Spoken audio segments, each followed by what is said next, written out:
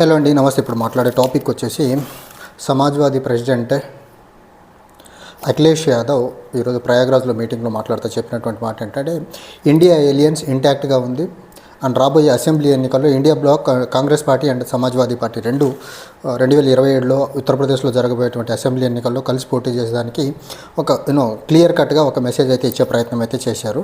And 2022లో Congress party as well Samajwadi party కలిసి పోటీ చేసినప్పటికీ కాంగ్రెస్ పార్టీలో అండ్ కొంతవరకు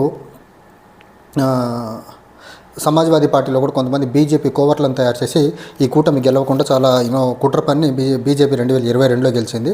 అండ్ 2024 లోక్సభ ఎన్నికల్లో Congress party and Samajwadi party రెండు కలిసి దగ్గరగా 43 స్థానాలు గెలిచింది. కాంగ్రెస్ పార్టీ 6 స్థానాలు, 37 స్థానాలతో సమాజ్వాదీ పార్టీ గెలిచి ఈ కూటమి ఇండియా కూటమి ఏదైతే ఉందో ఉత్తరప్రదేశ్లో బీజేపీ కంటే కూడా కొంచెం అగ్రగామిగా ఉండటం వల్ల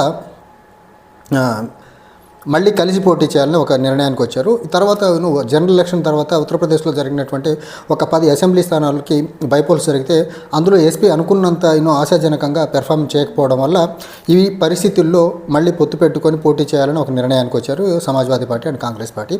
అండ్ ఈ టైంలో కాంగ్రెస్ పార్టీ ఉత్తరప్రదేశ్లో ఉన్నటువంటి 75 జిల్లాలు అర్బన్ బాడీస్కి సంబంధించినటువంటి అర్బన్ ఏరియాస్కి సంబంధించినటువంటి అధ్యక్షుల్ని, జిల్లా అధ్యక్షుల్ని నియమించి కాంగ్రెస్ పార్టీ సంస్థాగతంగా పార్టీని గ్రౌండ్ లెవెల్ నుంచి స్ట్రెంథెన్ చేసుకుంటూ వస్తుంది.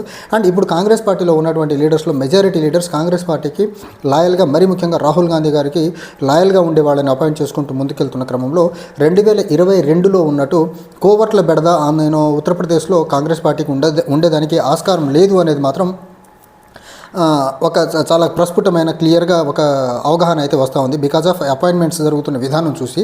అండ్ ఇక్కడ ఏదైతే అఖిలేష్ యాదవ్ గారు కలిసి పోటీ చేయాలని నిర్ణయాన్ని ప్రకటించారు ఉత్తరప్రదేశ్ నుంచి చూసాయిగా, దాన్ని కాంగ్రెస్ పార్టీ వాళ్ళు వెల్కమ్ చేసే ప్రయత్నం అయితే చేశారు. అండ్ కాంగ్రెస్ లీడర్స్ ఉత్తరప్రదేశ్కి సంబంధించినటువంటి 75 జిల్లాల్లో ఉన్నటువంటి 75 జిల్లాల్లో కూడా గణనీయమైన స్థానాలు అడిగేదానికైతే కాంగ్రెస్ పార్టీ గ్రౌండ్ లెవెల్లో ఉత్సాహం చూపుతూ ఉన్నారు. ఎందుకంటే గ్రౌండ్ లెవెల్ నుంచి పార్టీని సంస్థాగతంగా బలోపేతం చేసుకుంటూ వస్తున్నారు కాబట్టి నంబర్ 1. నంబర్ 2, ఈసారి పొత్తులో కాంగ్రెస్ పార్టీ 80 నుంచి 100 స్థానాలు పోటీ చేసేదానికి ఆస్కారం ఉందనేసి ఇంటర్నల్గా ఉన్నటువంటి sources Congress party as well Samajwadi పార్టీల నుంచి. బట్ కాంగ్రెస్ పార్టీ జిల్లా అధ్యక్షులు ఎవరైతే ఉన్నారో కనీసం ప్రతి జిల్లా నుంచి సైజబుల్ నెంబర్ ఆఫ్ సీట్స్ ఒక 2 స్థానాలలో తీసుకుంటూ ముందుకెళ్ళిన యావరేజ్ను 150 స్థానాలు అడగాలనేసి కాంగ్రెస్ పార్టీకి సంబంధించినటువంటి ఉత్తరప్రదేశ్ యూనిట్ అడిగే ప్రయత్నం చేస్తుంది. బట్ కాంగ్రెస్ పార్టీ హై లెవెల్లో Congress party high command as well as మన సమాజ్వాదీ పార్టీ హైకమాండర్ ఇద్దరు ఇన్ఫార్మల్గా ఒప్పుకున్నటువంటి సీట్లు ఏంటంటే 80 నుంచి 100 స్థానాల వరకు కాంగ్రెస్ పోటీ చేస్తానికి సముఖంగా ఉన్నట్లు రెండు పార్టీల మధ్య జరిగినటువంటి ఒప్పందం. ఈ క్రమంలో Congress party and Samajwadi party కలిసి పోటీ చేస్తే రాబోయే ఎన్నికల్లో ఖచ్చితంగా బీజేపీకి లోక్సభ ఎన్నికల్లో జరిగినట్లుగా కొంత ఒక ఫార్మిడబుల్గా గట్టి ఫైట్ ఇచ్చేదానికి ఆస్కారం ఉంది. ఎందుకంటే ఉత్తరప్రదేశ్లో రాజకీయంగా ఇప్పుడు చూసుకున్నట్లయితే బీజేపీ యొక్క విధానాలు, యోగి ఆదిత్యనాథ్ విధానాలు, మరీ ముఖ్యంగా యోగి ఆదిత్యనాథ్ తయారు చేసినటువంటి కర్ణీసేన అనే ఒక ఫ్రింజ్ ఎలిమెంట్ అవనివ్వండి, లేకపోతే హిందూ యువవాహిని అనే అవుట్ఫిట్ అవనివ్వండి, వీళ్ళ యొక్క అరాచకాలు చాలా ఎక్కువైపోయినాయి. తర్వాత బుల్డోజర్ల మీద బీజేపీ అంటే గిట్టన్ పార్టీ పొలిటికల్ లీడర్స్ మీద ఉత్తరప్రదేశ్లో యోగి ఆదిత్యనాథ్ ప్రభుత్వం చేస్తున్నటువంటి స్టేట్ స్పాన్సర్డ్ అట్రాసిటీస్ ఏవైతే ఉన్నాయో దాన్ని చమరగీతం పాడాలంటే ఖచ్చితంగా ఉత్తరప్రదేశ్లో బీజేపీని ఓడించాలనేది మాత్రం అన్ని పార్టీల్లో ఉన్నటువంటి వాదన. ఇక్కడ బీఎస్పీ పార్టీ వీక్ అవడం కూడా ఖచ్చితంగా కొంతవరకు ఈసారి దళిత సామాజిక వర్గానికి సంబంధించిన వాళ్ళు ఖచ్చితంగా బీఎస్పీ సైడ్ నుంచి కొంత కాంగ్రెస్ సైడ్కి షిఫ్ట్ అయ్యేదానికి ఆస్కారం ఉంది. ఆ రకంగా చూసుకున్నా కానీ ఖచ్చితంగా Congress party and SP aliens ఏదైతే ఉందో ఆ కాంగ్రెస్ పార్టీ ఏలియన్స్కి మేలు చేసేదానికి ఆస్కారం ఉంది. నంబర్ 1. నంబర్ 2, ఇక్కడ ఇంకోటి మనం చూడాల్సింది బీజేపీ ఉత్తరప్రదేశ్ యూనిట్లో అమిత్ షా వర్గం యోగి ఆదిత్యనాథ్ వర్గంగా 2 వర్గాలుగా స్ప్లిట్ అయింది. మళ్ళీ యోగి ఆదిత్యనాథ్ ఉత్తరప్రదేశ్లో గెలిస్తే నెక్స్ట్ ప్రాపబుల్ ప్రైమ్ మినిస్టర్ కంటెండర్గా ఉండేదానికి ఆస్కారం ఉంది. కాబట్టి అది అమిత్ షాకి మింగుడు పడని అంశం కాబట్టి, ఎందుకంటే అమిత్ షా కూడా ప్రాపబుల్గా ప్రైమ్ మినిస్టర్ అవ్వాలనుకుంటున్నారు నరేంద్ర మోదీ తర్వాత. అందుకని వీళ్ళిద్దరి మధ్య జరుగుతున్నటువంటి ప్రైమ్ మినిస్టర్ యాస్పిరేషన్లో ఖచ్చితంగా ఉత్తరప్రదేశ్లో ఉన్నటువంటి అమిత్ షా వర్గం ఖచ్చితంగా యోగి ఆదిత్యనాథ్కి అగెనిస్ట్గా పనిచేసేదానికి ఆస్కారం ఉంది. ఈసారి ఉత్తరప్రదేశ్లో యోగి ఆదిత్యనాథ్ గెలిస్తే దేశంలో ఉన్నటువంటి అతి పెద్ద రాష్ట్రంలో బీజేపీ వరుసగా 3వ అధికారంలోకి వచ్చి మళ్ళీ రికార్డు సాధిస్తే ఆ క్రెడిట్ మొత్తం యోగి ఆదిత్యనాథ్కి వెళ్తుంది, మోదీ అమిత్ షాల కంటే. కాబట్టి ఎట్టి పరిస్థితుల్లో అమిత్ షా వర్గం ఎంతో కొంత ఈ పర్టికులర్ యోగి ఆదిత్యనాథ్ యొక్క స్పీడ్ని బ్రేక్ చేసేదానికైతే ప్రయత్నాలు చేసేదానికి ఆస్కారం ఉంది. అండ్ ఇప్పుడు ఓవరాల్గా మనం ఉత్తరప్రదేశ్ పొలిటికల్ డైనమిక్స్ కానీ చూసుకున్నట్లయితే ఆర్ఎస్ఎస్ చాలా ప్రామినెంట్ రోల్ ప్లే చేసేదానికి ఆస్కారం ఉంది. గత 10-15 రోజులకు ఒకసారి ఉత్తరప్రదేశ్కి వెళ్తున్నారు ఆర్ఎస్ఎస్ చీఫ్ మోహన్ భాగవత్ గారు. అక్కడికి వెళ్ళి అన్ని ప్రాంతాలు, అన్ని జిల్లాలు, తర్వాత గ్రాస్ రూట్ లెవెల్ వరకు సంఘ పరివార మనుషుల్ని, సంఘ పరివార భావజనాల్ని, కొత్త రిక్రూట్మెంట్ని జరిపే ప్రయత్నం చేస్తున్నారు. At the same time next జరిగే నవంబర్ నుంచి ఒక 1 month పాటు జరిగే డోర్ టు డోర్ క్యాంపెయిన్లో ఆర్ఎస్ఎస్ భావజాలం, RSS message, as well as RSS achievement and RSS అనుకున్నటువంటి చరిత్ర ఇదంతా ఉత్తరప్రదేశ్లో ఉన్న ప్రతి డోర్కి రీచ్ అవుట్ అవ్వాలని ఒక ప్రయత్నం చేస్తున్నారు. సో ఆర్ఎస్ఎస్ చాలా సీరియస్గా ఉంది ఉత్తరప్రదేశ్లో మళ్ళీ గెలిచేదానికి. అమిత్ షా వర్గం దానికి సపోర్ట్ చేస్తా లేదా తెలియదు. యోగి ఆదిత్యనాథ్ మళ్ళీ గెలిచి ప్రైమ్ మినిస్టర్ రేస్లోకి రావాలనేసి యోగి ఆదిత్యనాథ్ కలడుకుంటున్నాడు. ఈ క్రమంలో ఉత్తరప్రదేశ్లో ఆల్రెడీ సమాజ్వాదీ పార్టీకి చెందిన ప్రెసిడెంట్గా ఉన్నటువంటి అఖిలేష్ యాదవ్ ఒకసారి ముఖ్యమంత్రిగా చేసి ఉన్నారు. అండ్ తర్వాత జరిగిన సక్సెసివ్ ఎన్నికల్లో సమాజ్వాదీ పార్టీ ఓడిపోయింది.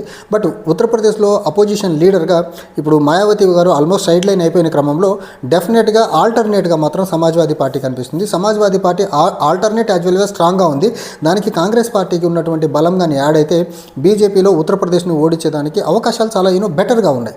సో ఈ రెండు పార్టీలు ఒక ఈగోస్కి వెళ్లకుండా సీట్స్ అరేంజ్మెంట్లో స్ట్రాటజీని కానీ పర్ఫెక్ట్గా ఫాలో అవ్వగలిగితే మాత్రం ఖచ్చితంగా ఉత్తరప్రదేశ్లో ఇప్పుడున్న బీజేపీ మీద ఉన్నటువంటి వ్యతిరేకత ఏదైతే ఉందో, యోగి ఆదిత్యనాథ్ మీద ఉన్నటువంటి వ్యతిరేకత ఏదైతే ఉందో, above all Yogi Adityanath versus Amit Shah గ్రూపుల మధ్య ఉన్నటువంటి రిఫ్ట్ ఏదైతే ఉందో, వీటన్నిటిని ప్రాపర్గా కోఆర్డినేట్ చేసుకోగలిగితే ఖచ్చితంగా ఇండియా బ్లాక్ ఉత్తరప్రదేశ్లో గెలిచేదానికైతే ఆస్కారం చాలా ఎక్కువ కనిపిస్తూ ఉంది.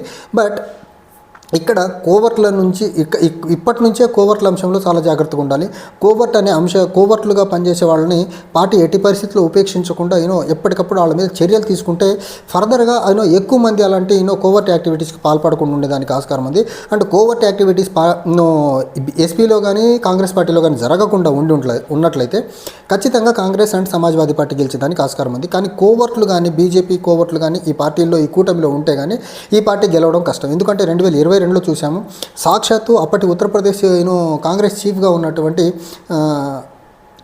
లేడీ రీటా బహుగుణ ఆవిడే బీజేపీ కోవర్ట్గా పనిచేశారు.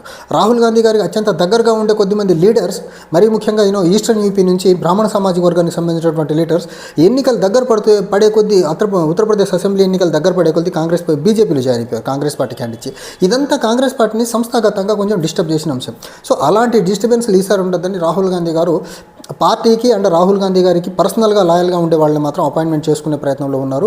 ఆ అపాయింట్మెంట్స్ మాత్రం ఎంతో కొంత ఈసారి కోవర్ట్ల యాక్టివిటీస్ ఎక్కువ ఉండేదానికి కంట్రోల్ చేసేదానికి ఆస్కారం ఉంది.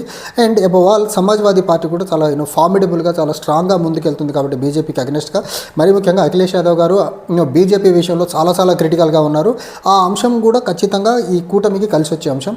చూడాలి ఈ కూటమి పరంగా ఎలాంటి ప్రికాషనరీ మెజర్స్ తీసుకొని ముందుకెళ్ళి బీజేపీ పైన లోక్సభ ఎన్నికల్లో 2024 లోక్సభ ఎన్నికల్లో జరిగినప్పుడు సాధించినటువంటి అప్పర్ హ్యాండ్ ఆర్ మెజారిటీ సీట్స్ని ఉత్తరప్రదేశ్లో 2027లో జరగబోయే అసెంబ్లీ ఎన్నికల్లో చూపిస్తుందా లేదా అనేది రిజల్ట్స్ వచ్చే వరకు వెయిట్ చేయాల్సిందే.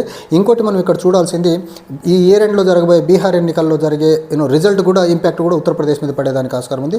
బట్ ఏదైనా ఈ కూటమి ఏదైతే ఫామ్ అవుతుందో ఇది మాత్రం డెఫినెట్లీ వెల్కమ్.